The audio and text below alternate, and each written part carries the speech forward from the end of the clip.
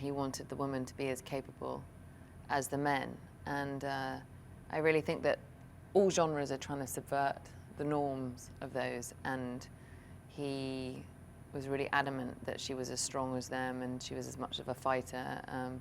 She didn't need saving, but she kind of joined the team, and I think for me it always feels important, no matter what the genre is, whether it's action or sci-fi or whatever. I think it's really, really essential that we take care of it as actresses, that it's not whether, you know, the norm that has been for decades previous, whether it's the girlfriend while the man goes away and saves the world, you know. The woman has to save the world too, and I think that's important for little girls in the audience too, so I felt like that was my responsibility. The movie is obviously PG-13, so it's not super, super violent. It's kind of all tongue-in-cheek and fun, and David's style, kind of quite poppy style, and that was really fun.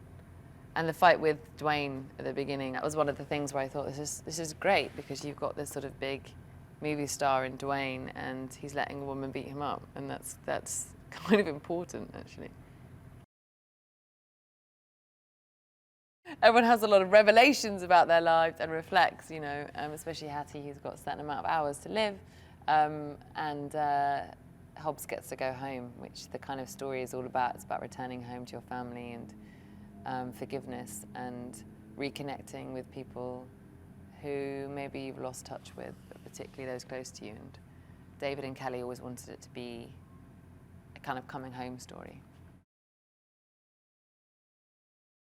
So Hobbs and Shaw is a family story, and about these two guys who just can't get on and in the end sort of find each other. It's a sort of, I think it's a love story between those two, really. And there's lots of different characters. There's a sister who finds herself too, and is just as capable as the guys.